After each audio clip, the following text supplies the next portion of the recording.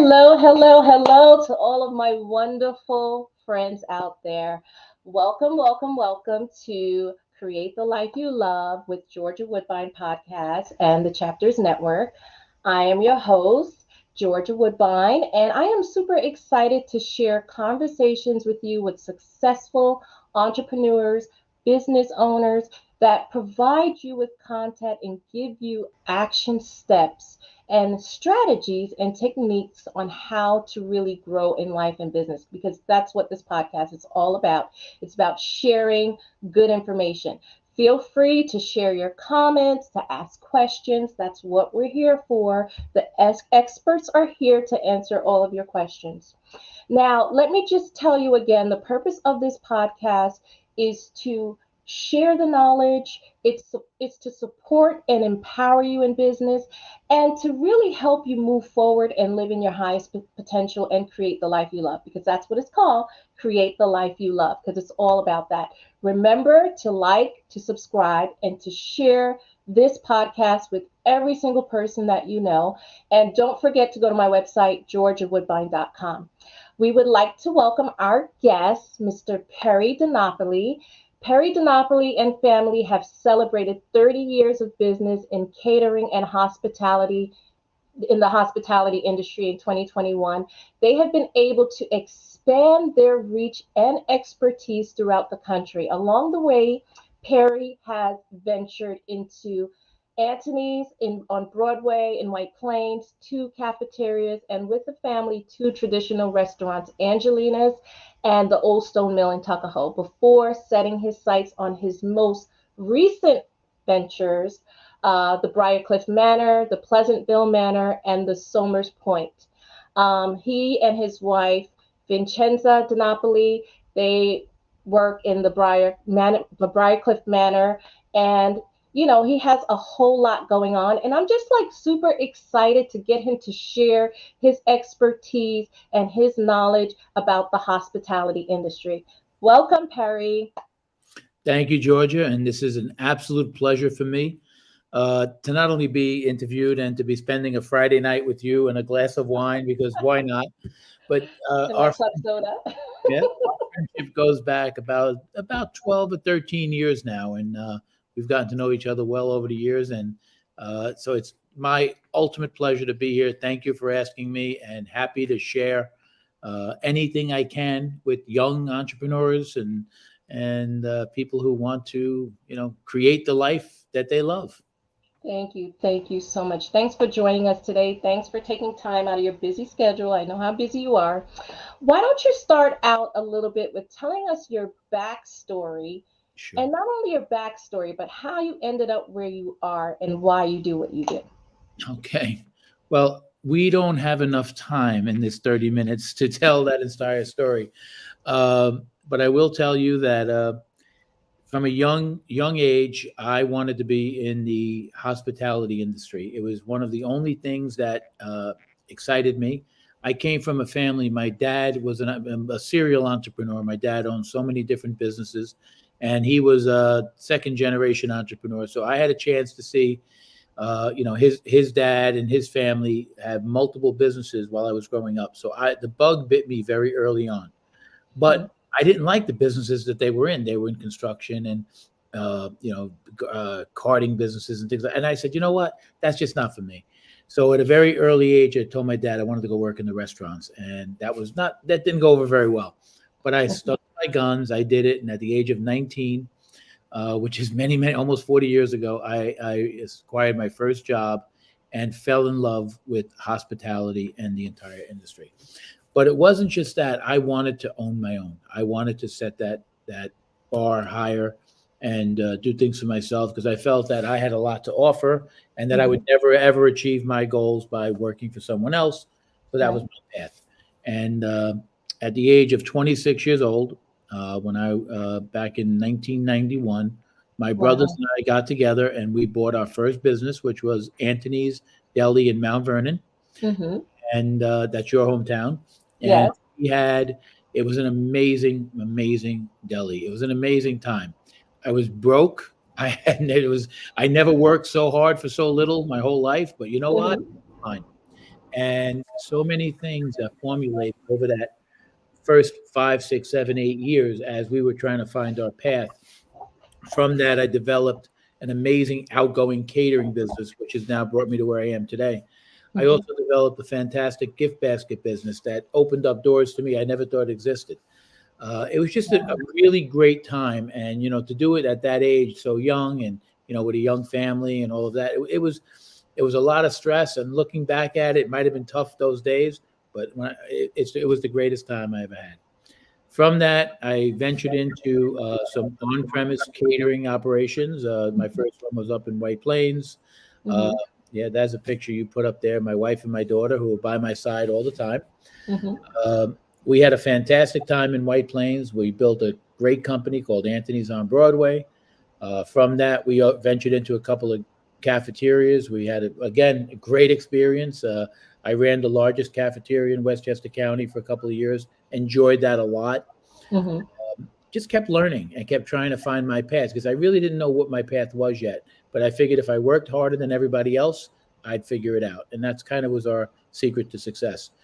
My wife came on board with me about 7 or 8 years in, and she's Mhm. been working with me since around the year 2000. And so Wow. about 22 years. And we Wow. are married now. Next month is our 35th anniversary. Oh, So wow. More it, power to her. yeah, All right. it's interesting working together for 22 years and being married for 35 years. It's a lot, but we found a way to make it work. Yes, that's awesome. Yeah. So along the way, we came across other opportunities like Angelina's in Tuckahoe Mhm. with my brothers, the Old Stone Mill also with my brothers and my family, Mhm. um, and then went had some really great years and had some really not so great years, but just Mhm. kept pushing forward. But as you mentioned, our latest ventures, which came up in 2015, I Mhm. had the opportunity to take over the Briarcliff Manor, which at the time was called, the name was Maison Lafitte back in the day, and it had gone through a couple of different. There's a photo of it there when it was Mhm. a famous, the inspiration for Tara. Mhm. It was just an amazing property that was sitting dormant up in Briarcliff Manor, and I saw a vision of a fantastic wedding venue, and Mhm. I really didn't know the wedding business. It was something I had to learn. I've been a caterer for many years, but not a wedding caterer. Mhm. But you know what? We hit the ground running, and with the help of my daughter Adriana, who she speaks millennial, we'll say, Mhm. she understands the millennial bride, and we were able to find a path, and we've had some great times there. And it's been interesting. It's been an interesting 8 years. We just had last week was our 8 year anniversary, and Wow. it's been great. And It's from eight that, years already since you've been there? eight, Wow. 8 years, yeah.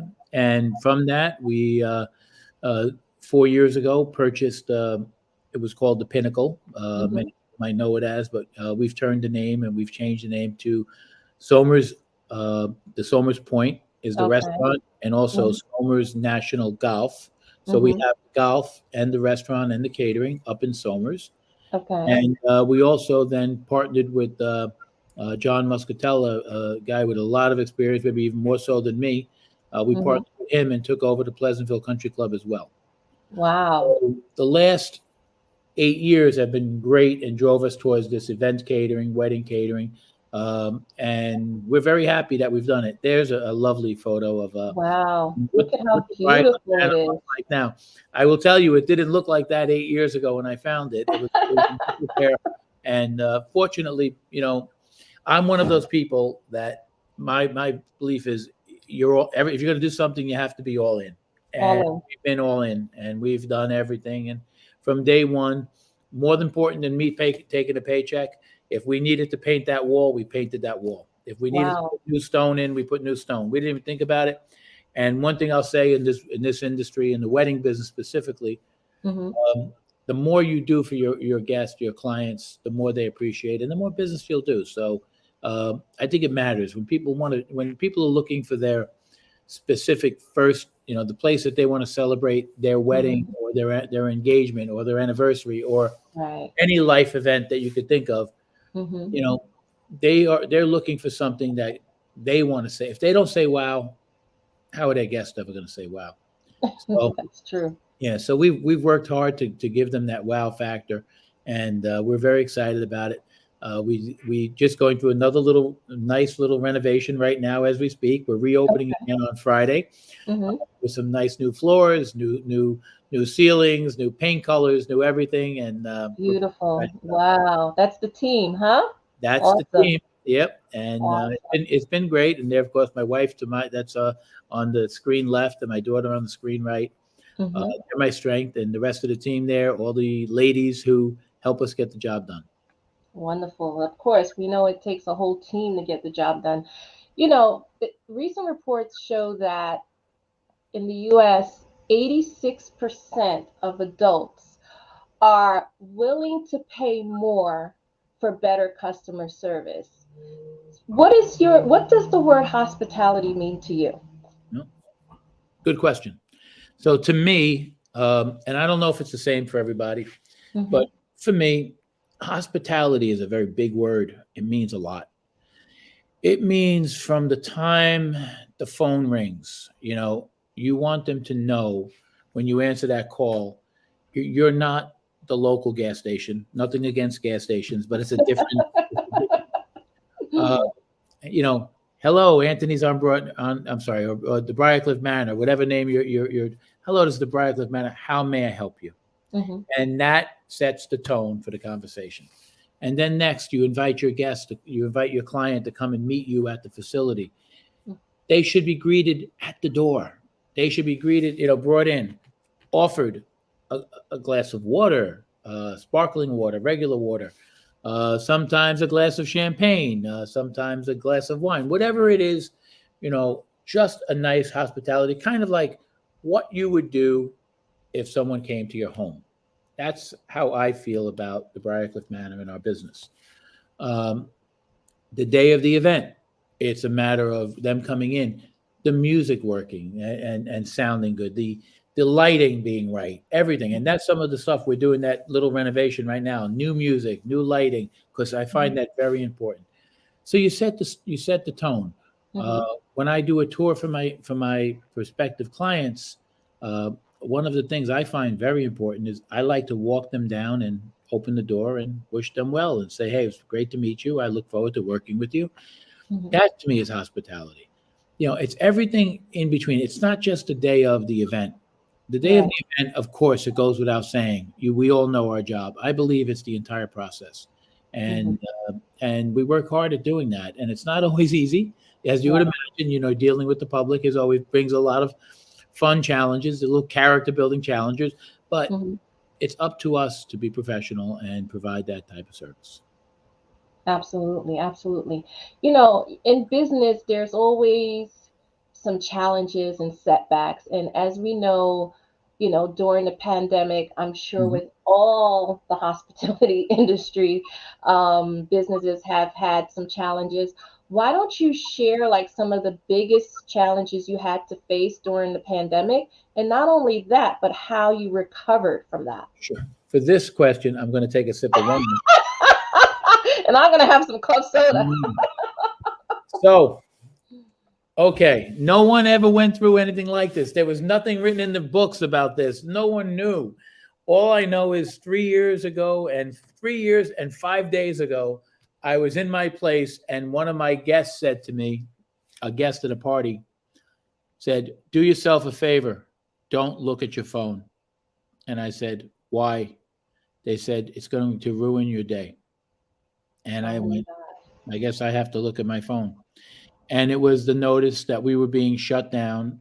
And it said 2 weeks, but I already knew they weren't going to shut us down for 2 weeks. They were going to shut us down indefinitely because it's not that easy to do and it wouldn't be worth it for 2 weeks. Hmm. So we woke up the next morning with no plan, didn't know what to do. Hmm. We, I went to work and the phone was ringing off the hook. Now, Wow. at the time, we had about 120 wedding contracts for that Wow. year and the year after, and then, of course, a host of other party contracts.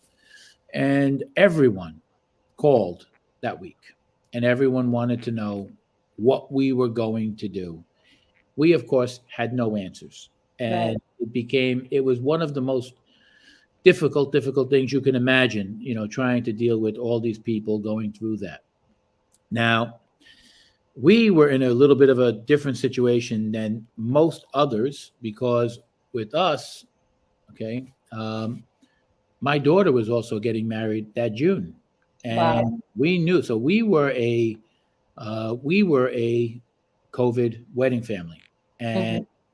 so we kind of understood both sides of it, and I think that was very helpful for us to find paths for everyone. Mhm. We tried to allow, we try to give everybody the best options possible. Most of the time, I'll tell you, it did work. Sometimes it didn't work, but it was very difficult. And over the course of the next 9 months, we moved 150. We rewrote 150 contracts. Oh, wow. It was painstaking. It was problem solving. It was definitely the most difficult time I've ever had in business. And my staff, my daughter, Emily, Kelsey, these ladies were invaluable in Mhm. helping us find the path to getting through it. I will say we did 29 weddings during COVID, and that Wow. any other caterer in the area. And a lot of people said, "Why are you doing that? It's not worth the risk. It's not worth the problem. It's not worth this." But my Right. attitude was, I said to every bride, every couple, but I said to them, "It's your wedding. You decide. Do you want Mhm. to go forward under the current strict rules, or do you want to postpone to next year? It's your wedding. It's not my wedding. You decide." And Mhm. a lot of couples wanted to go forward, and they said, "You know what? We're going to have 50 people. We're going to do what we have to do, and that's it." So we worked through it, and we were featured on Channel 12. Did a feature on us. Channel 4 did a feature Oh, on us wow. because Wow. we were the one of the few companies that found the path. It Right. wasn't lucrative. It was get it done, and Mhm. you know what? Those one of those things that you don't even think about the checkbook. You just get it done. You get Right. through it, and we were thankful that we did. And I think that resilience that we showed helped us Mhm. as we came out of it on the other side pretty strong. And Wow. um, with three locations, I will say, tale of three different places. Right. Brian, because it was already 4 years old and had Mhm. momentum, we came Right. through it pretty quickly. Pleasantville was only 3 months old when COVID came. Okay. Somers was 9 months old when COVID came. I didn't have the momentum there. I didn't have the business. So those two were a little bit harder of a struggle. Right. But fortunately, we came through it took us a little longer, but we found our Mhm. path. And, again, they always say what doesn't kill you makes you stronger, right? Well, That's it. strong. That's it. That's always the case. And I will say, I really thank the families that we worked with. We were blessed to have fantastic families and who understood, and it was a pleasure. A lot of crying, tears of Mhm. joy and tears of sadness, but a lot Yeah. of crying happened. Yeah. Wow. Wow. I mean, yeah, I mean, I think that, most people had a choice. You could let the pandemic paralyze you, or you can let the pandemic liberate you. It's a choice, and you chose liberation. So that's fantastic. Now, let's talk a little bit about networking because I know that's really big in business. What would you say, how important is networking to building your business? Invaluable. Um in 1991, networking was not even a term. It was no one knew about it, no one heard about it. It was really not there. It was a totally new concept. Mhm. So when I bought the deli in 1991, I didn't know about it. But I was lucky enough over the next few years to meet a couple of people who brought me to a couple of business things, and things were just starting. The different organizations were just starting to take a foothold in our area. So I joined anything I could because that's just me. I like to Mhm. meet people, and I always felt, that's uh, you know, uh, relationships matter. So I would Mhm. find and form any relationships. But my big break, I think, really came in 2002 when I decided to join the Business Council of Westchester. and I had a chance to meet lady Marcia Gordon. We were talking about earlier. I know Mhm. she's a friend of yours. She's Mhm. somebody who I respect a lot, and Marcia introduced me to all the big players in Westchester County, and I had a chance to really, and I our business grew, incredible multiples because we opened up a lot of different avenues, and those avenues were opened up because of people I met through the Business Council of Westchester and other groups. So much so that in 2011, I'll never forget, I was at an event and I met a young lady named Georgia. I was like, wow, we have a lot to we have a lot of networking to talk about. And I Mhm. remember we it was a fantastic time. And right around then, I decided to open up my own network group, which was called Rising Tides Alliance. Mhm. And you were one of my first phone calls, and I called George and said, "Hey, I'm going to start my own group, and I would Mhm. like to be part of it." And we started in we launched in 2011, Wow. and here we are. It's 12 years later, and Mhm. our Rising Tides Alliance group is doing absolutely amazing. We are different.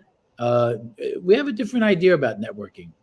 Mhm. It's not about lead passing. Hey, you know what? Call this person for that. There's nothing wrong with that. That's what a lot of people do, and I think that that's great as well. And I support anyone who does any type of networking. But our group is different. Rising Tides is all about everyone comes together, and we build and grow together. Mhm. We support each other through business relationship, through just business ideas. We talk about finances. We talk about everything. But our real passion at Rising Tides Alliance is charity. And Mhm. we come together and support local charities. And if you want to really get to know people, share a glass of wine and talk about their passion for charity and talk about Mhm. what they want to give back. And we've been really blessed. I have some great people in there. I have a Jenna Roach who runs our whole organization. She's very involved, and we came Yeah. up with this idea this past year. We did things like we went to Marie Ferreri Children's Hospital and we donated over $3,000 worth of gifts there. We went Wow. to Blithedale Hospital. We went uh, last year. We actually an organization of about 30 people. We raised over $20,000 Wow. charities. So Networking with the heart, right? I'm very, very proud of what we do. There is Mhm. no other organization, I think, in the country that can compete with us on our level. And Mhm. we're very, very excited about it. So, yes, and the relationships. So now we don't worry about passing leads, but yet from this group, I've done several weddings, I've done bar mitzvahs, I've done birthday parties, I've done anniversary parties. It really does matter. So I tell anybody who wants to be in business, if you're not networking, you're not growing. Mhm. You need to go join your local chambers, join your local organizations. Find an organization like Rising Tides. We're open to everyone. We have no limits because we're not lead passing, so we're open to everybody. And come join an organization like that. You'll meet really great people, and you'll grow. Not only your business calendar will grow, but your social calendar will grow as well. Okay, matter of Yeah. fact, last night, me and the Rising Tides group, once a month, we get together and we go have a night out. We went to Pete Saloon in Elmsford and went for Oh, karaoke. you didn't tell me about that. You didn't tell me. You That's got to like come. 5 minutes away from me, or Yeah, no, yeah. like 8 minutes. All right. Well, it was fun. We did karaoke last night. It was a lot of fun. Okay, and I think a month ago we went and did karaoke somewhere else, right? Yes, So yes, it's just a fun time. So it is. business isn't just cut and dry. It's everything. It's Mhm. community service. It's getting to know people. It's service. It's when you start to make it, you give back. And one thing I've learned, and my brothers and I started this back in 1991. We never said no to a charity. Mhm. We didn't always have money to write a check. That Right. wasn't what we did. But we always had a gift basket to donate, a gift certificate to the deli, a Mhm. platter of sandwiches, whatever it took. We never said no. We just said what we could do. And now, thank Mhm. God, business has been great, and we've been able to write a few checks, and it feels great. The fruits of your labor, right? Can we put Perry's contact? Why don't you tell us where everybody can contact you? And then I have one last question, real Sure. quickly. Put your contact in. That's his contact information. His website, www. thebriarcliffmanor.com. He has his LinkedIn there and Instagram. Um, I would like to close with my signature question, Perry, and that is, if you were to look in the mirror, what would you tell your younger self? Okay. Uh, I saw this question earlier, and I should have put a little more energy into it, but I wanted to be spontaneous, and I just came up with the answer. I would tell my younger self to relax and not be so serious, not worry that when will it happen? Will it ever happen? Don't worry about any of that. Just get up every day, do everything you can. Pantangeli, okay, has there is a quote, and I might screw this up a little bit, so forgive me. It says, hmm, no, I'm going to get this wrong, but anyway, the moral of it is do as much as you can for as many as you can for as long as you can, and you will come out the other side. I promise you, much happier than you started. Ah. Exactly. There we go. Don't chase money. No, Chase no, purpose. Don't chase chase money. If you 100%. focus on Yeah. your passion and your purpose, the money will come. Yes. Thank you so much, Perry, for But one joining little us. thing, watch your pennies. When you're building your business, watch your pennies because it does matter. But don't chase the money. Thank you so much, Perry, for taking the time out and sharing your information with us. We're so glad. You definitely got to come back again. Yes. But thank you so much. It's Until been, next time, everybody, this is Create the Life You Love with Georgia Woodbine Podcast. Until next time, take care. bye bye.